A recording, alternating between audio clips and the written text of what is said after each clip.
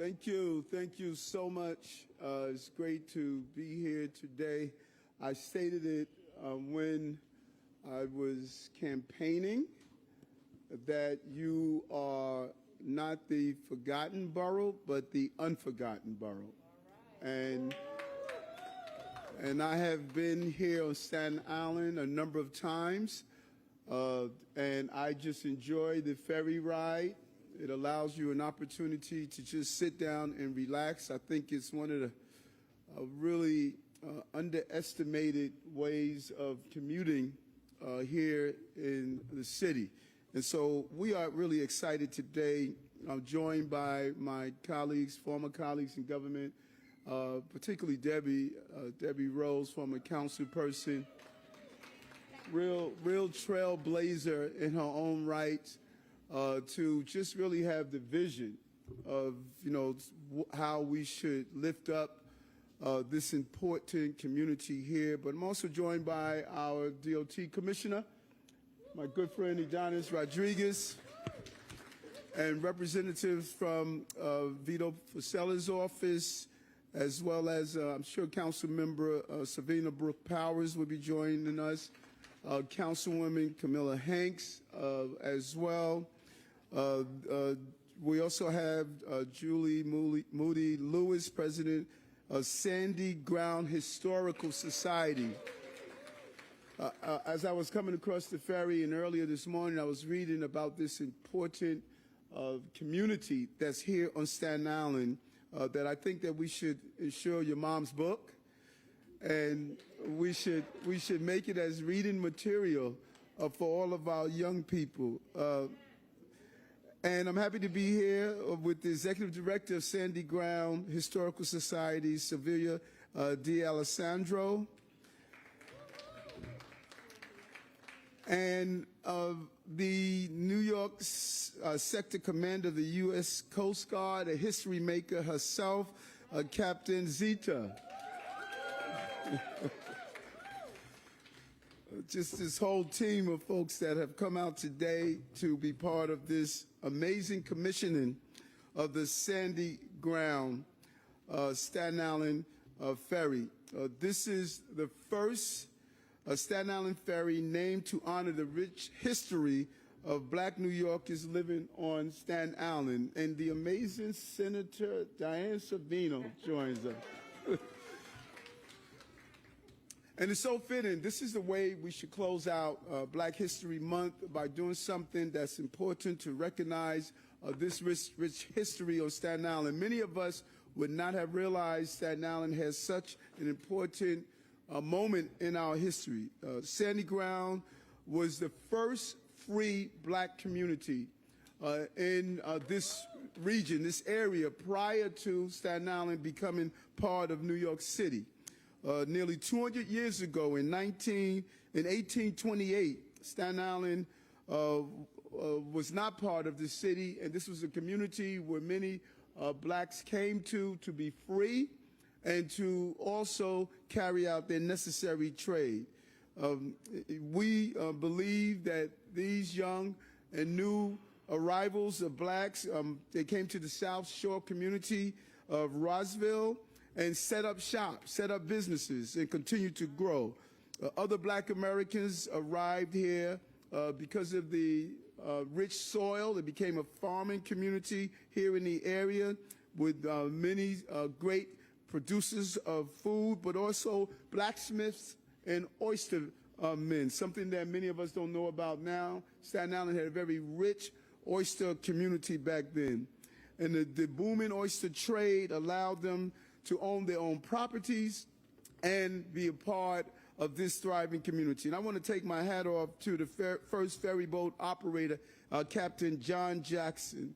He became the first Black person to own property on Staten Island. This is just some powerful history that I think is imperative that our young people know.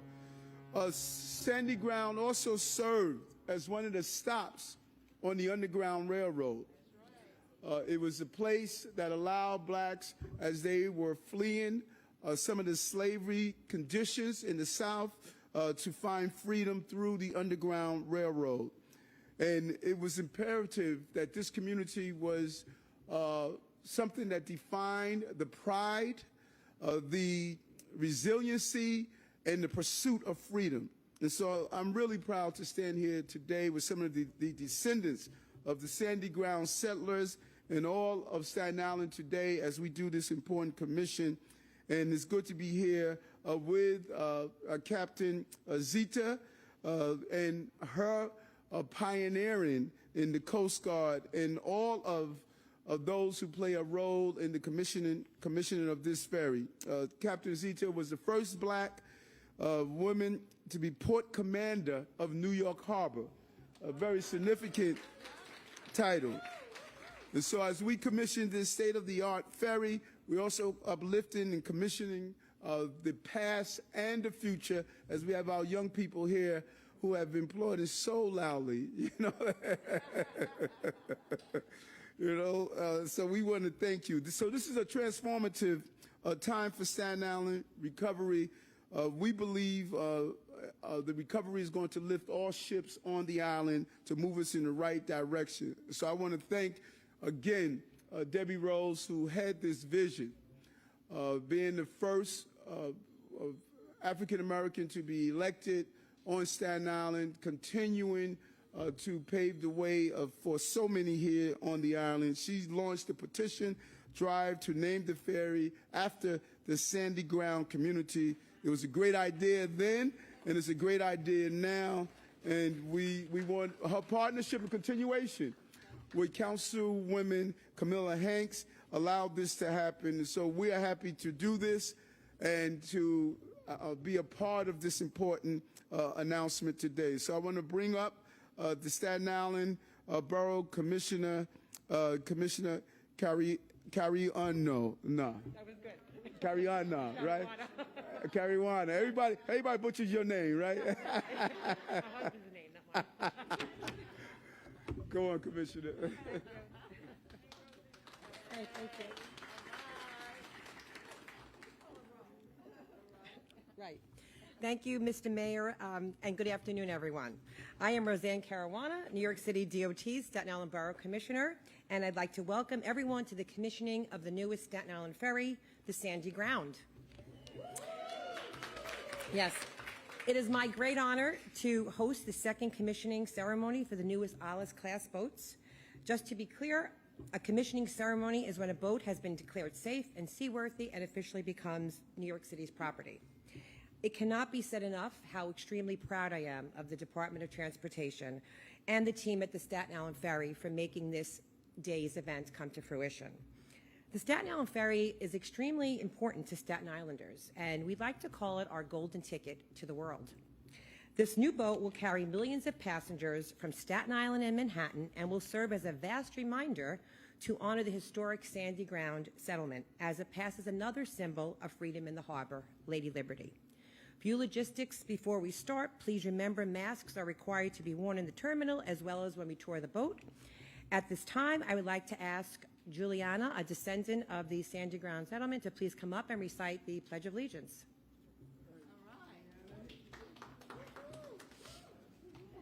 All right. So cute. Come on up. We're going to try to get this down. Yeah, we're going to try to get this down as quick.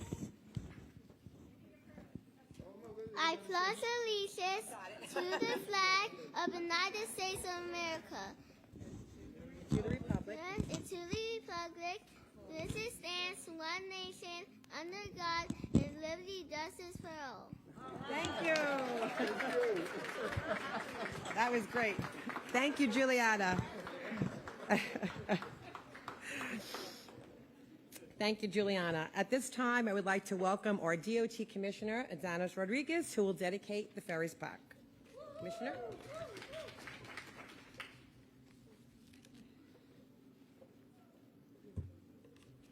First of all, I'd like to say thank you to all members of the DOT for the great job that they do keeping this great ferry clean, safe, not only for the residents of Staten Island, but for all New Yorkers and the visitors. So thank you for the job and keep doing work.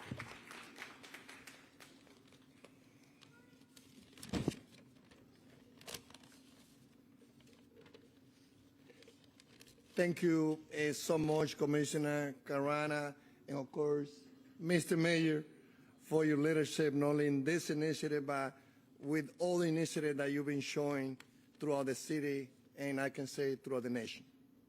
It is great to be back here at St. George Terminal. This is my very first ferry commissioning ceremony as DOT commissioner. I love this new boat. They had new computer, they had new technology, and talking to the captain, they love them too. It is an honor to have it be for the sandy ground during this Black History Month celebration, a celebration not only of the Afro-American communities, but of all New Yorkers. When I became commissioner, I voted to make middle class, working class, and community of color a priority and highlight those areas that are too often underserved by government. And this is what this mayor is also committed to do.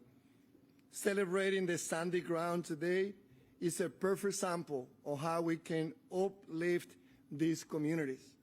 With this vote, the legacy of the sandy ground community that the mayor just discussed will live on for many generations to come.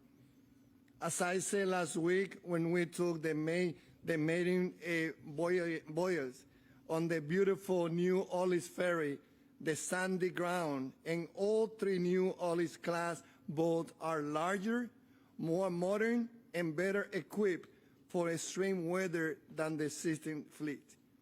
The boats are all equipped with comfortable seating and phone charging outlets, as well as an upper deck promenade that serves as an outdoor walking track for riders. I can wait for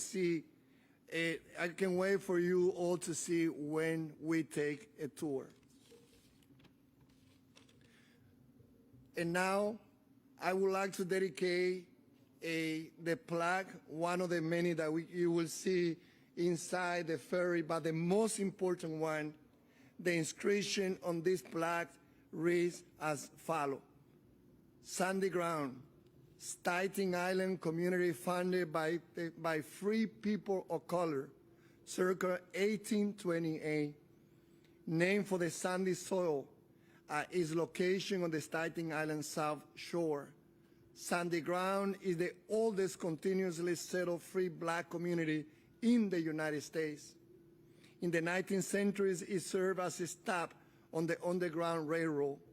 The Staten Island Ferry is proud to honor the history of the African-American community of Staten Island, New York City, and the whole nation for sharing its name. Finally, I want to offer a word of thanks to the entire team of the Staten Island Ferry who are hosting us here today. Deputy Commissioner John Garvey lead the ferry and is here. John, thank you for the leadership that you're showing with the whole crew that we have here. And finally, I also want to recognize the person at DOT who played a major role running most of the pieces related to operation, my Deputy Commissioner Margaret Fujoni, who is here today. With that, muchas gracias a todos. Un día importante junto con el alcalde. Vinimos a reconocer lo que es una familia que fue la primera que se estableció en Staten Island, que representa la lucha por la libertad de la comunidad africana aquí. La lucha de la comunidad afroamericana es la lucha de cada uno de nosotros. Thank you.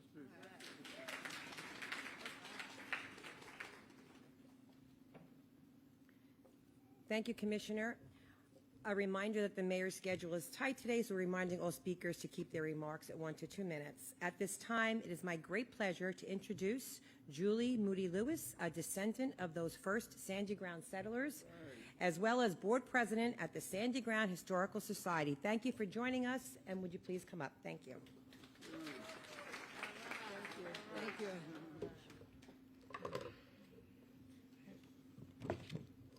Thank you, everyone. Thank you. Thank you to our supporters over the last 40 years.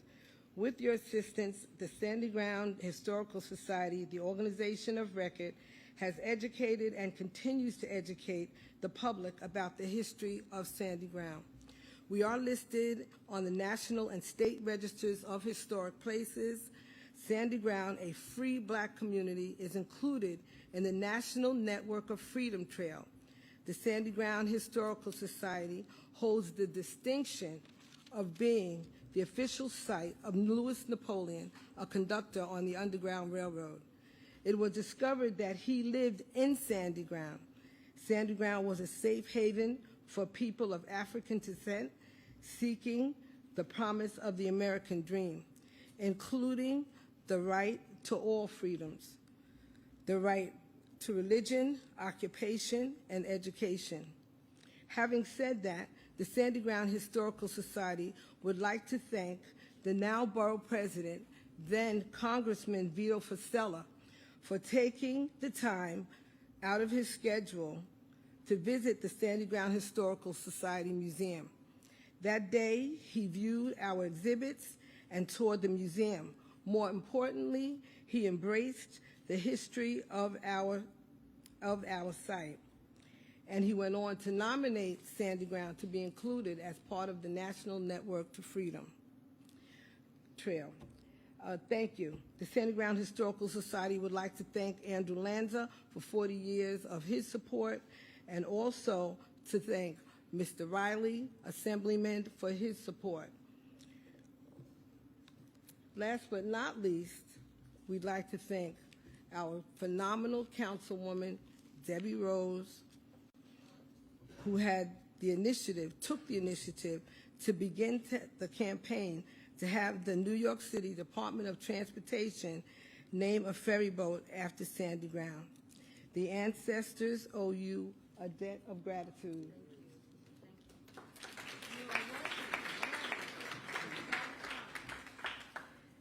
These efforts and our continued efforts by our supporters ensures that the history of Sandy Ground will not be lost. Thank you to all of our supporters and members and board members who stand with us at every mile of our journey. Early maps of New York City before Staten Island was a part of, before Staten Island was a borough, it showed Harrisville, Africa, Little Africa, as a community. It is now more commonly known as Sandy Ground. Moses was a gardener who worked for wealthy white families here on Staten Island that lived in Manhattan. He and his brother moved to Staten Island and began a farming industry. They grew a variety of crops, but most importantly or notably, they introduced the strawberry crop to Staten Island. In Sandy Ground today, there is one street named after that Black family. That street is called Harris Lane, also known as Strawberry Lane. The Harrises understood the value of land and land ownership. Here is a listing of the properties that the Harrises began to purchase in 1850. The oyster fishermen would come up from Maryland and work with the white oyster fishermen to seed and harvest those oysters. They also would come back and forth from Maryland to Staten Island. When their freedom was being challenged, they decided they would move their families and settle in Staten Island around 1850. Around that time, the Rossville Amy Zion Church had been formed. That church is still active in the community today. As a result of our continued efforts to educate the public about Sandy Ground, working with the New York City public school system from elementary school to middle school to high school throughout the city university system, most notably the Macaulay's Honors Program has been to Sandy Ground on several occasions. Parts of the city university have been a part of the Sandy Ground education experience. Having said that, the New York City Department of Education has announced that they will be including the history of Sandy Ground as part of the curriculum. This, to us, is just a sign that all the efforts that we have put out to make sure that that history is not lost, those efforts have not been in vain. With that, we thank the person who developed the curriculum that we've used over the 40 years in the school systems. That's Jerry Dowd, who is an educator, and all of the other people who have supported us along the way. Today, this boat is being launched in water that we know symbolizes life. Back in the 1800s, during the time of the Underground Railroad, those waters were used to ensure that people would have the opportunity to freedom. Sandy Ground and all of its descendants are so proud and happy today for what our ancestors had in mind for us and our children and to the nation. It is such a pleasure. Such a pleasure to meet you. Absolutely. Thank you. And here again, this is one of the tools we use when we go into the schools. Love it, love it, love it. I have one for you. Don't leave without it. Thank you for that. Oh, you're welcome anytime. Here you go. Here you go. Thank you so much. That's okay. Thank you, Julie. I know that we have some elders here who are direct descendants of the earliest Sandy Ground settlers. Can we ask those descendants with us here today to stand up or raise their hands so that we can honor them with a round of applause?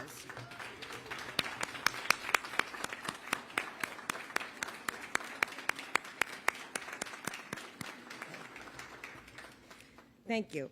I'd now like to introduce Captain Zita Merchant, New York Sector Commander at the U.S. Coast Guard. As the mayor mentioned, Captain Merchant made history as the first African-American woman to run this post. In fact, she's the first black woman commander of any U.S. port.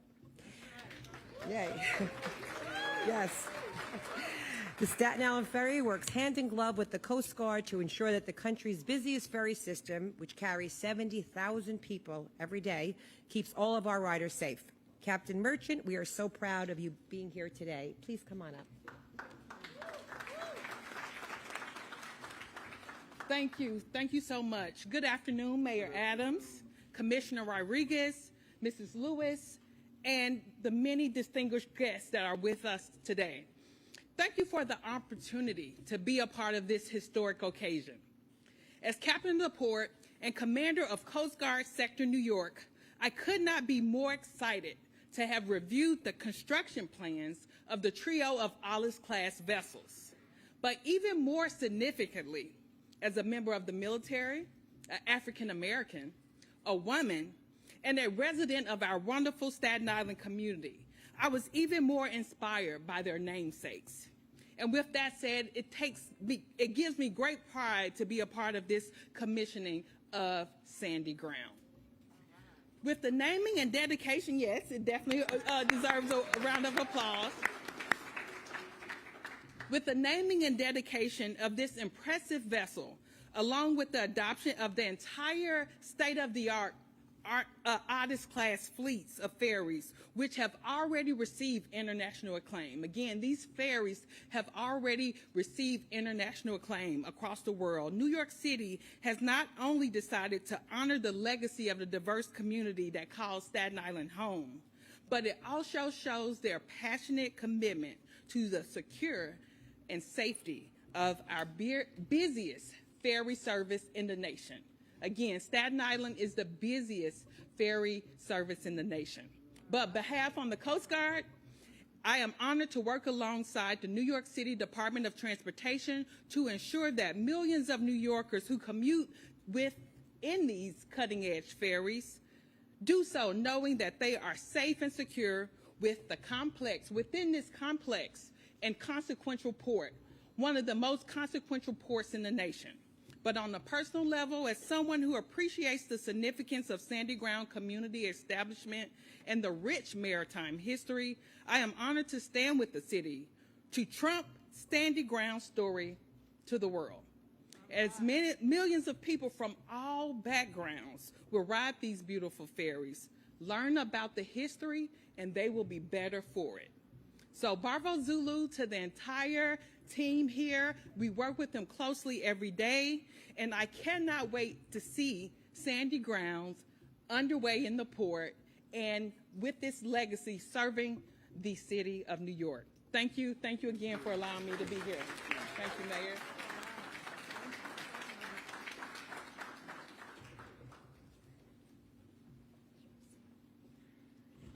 Thank you, Captain Merchant. I would like to thank all of our distinguished speakers and guests for joining us today at the commissioning ceremony of the Sandy Ground. Mr. Mayor, I'm going to turn this back to you for questions and answers. Thank you. We want to also acknowledge the presence of Assemblymember Michael Kuzik, Assemblymember Charles Falls, and City Council Sabina Brooke Powers. But I would be remiss if we did not allow our former council member to say a few words. This is your vision. You let it actualize, and so please, former council member Debbie Rose.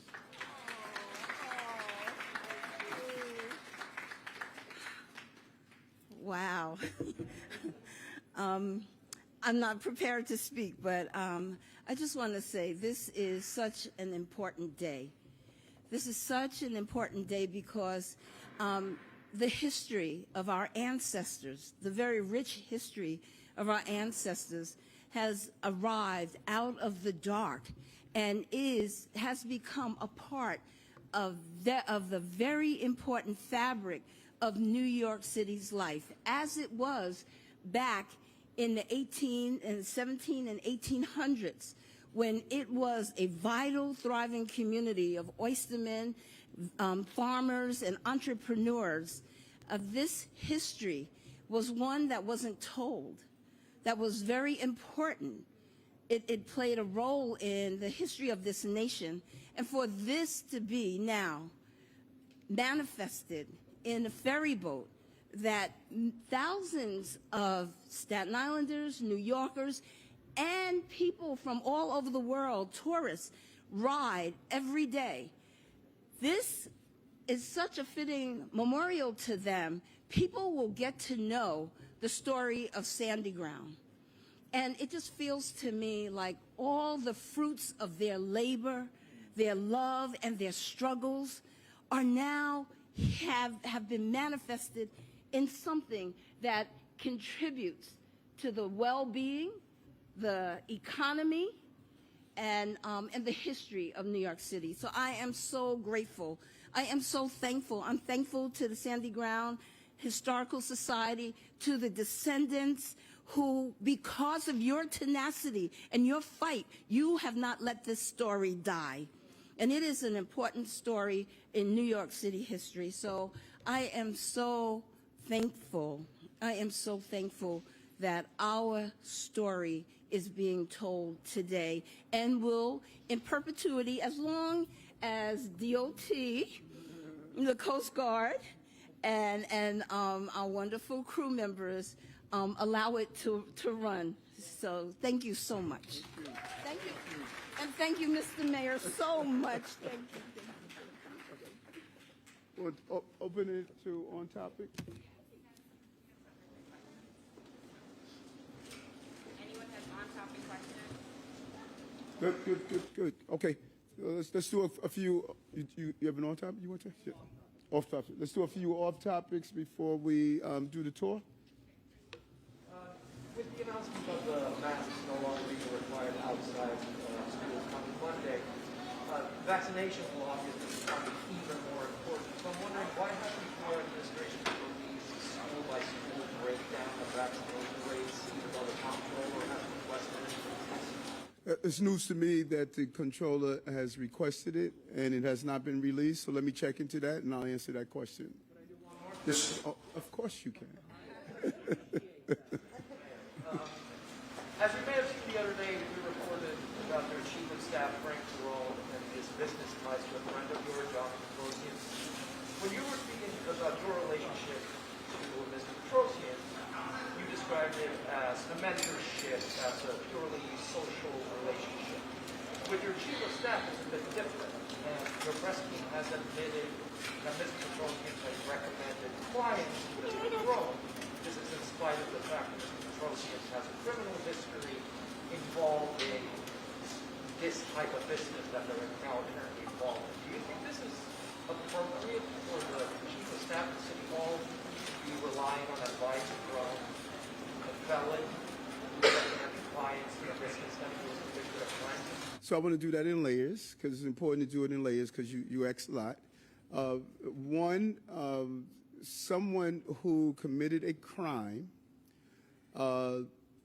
answered to that crime and either served their time, paid their fine, or the court acknowledged their misgiving and they acknowledged them. I don't hold that against them, like New Yorkers did not hold it against me when I committed a crime, and I'm now the mayor of the city of New York. And so if you do something that's wrong, you don't give them a lifetime sentence for it. That's what's beautiful about this amazing country.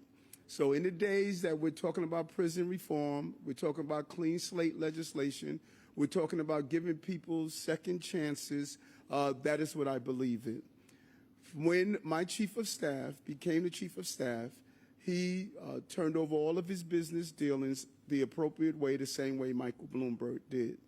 What happened to his business agreements prior to being my chief of staff is really something that I am not accountable for. What he does as my chief of staff, he will live up to the highest standard I expect from all of my staffers and employees. How are you, Marsha? Yes. Yes.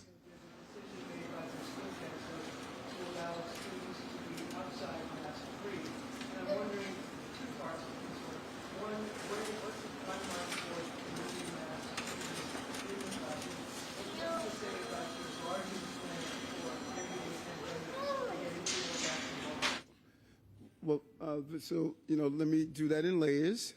The first layer is that I am, just really excited and happy that these young babies are going to be able to go out and play without masks. We're going to continue to evolve into a safe place to return to the normality that we all are looking for. Every morning I meet with my healthcare professionals. They're giving me the numbers. We're going to follow the science and make sure that we can get our offices open appropriately, our businesses open appropriately, and all of us want to get these masks off our faces, but we have to do it in a safe way. I can't go back to closing down the city. And within the next few weeks, you're going to see many of these mandates dissipate. And I am encouraged that New Yorkers did the right thing. They followed the rules. None of us liked it, but we followed the rules. We got vaccinated. We wore a mask. We did social distancing. And so when my doctors tell me, Eric, it's good to peel back another layer, we're going to pull back another layer. Heck yes, yes, yes. I am so tired of wearing these masks. I walk past friends every day. I almost forgot what they look like. And so, yes, I want to get back to a maskless city, but we don't want to do it and be reckless in our anticipation. So to me, this is a Heinz moment. Anticipation is killing me. Yes.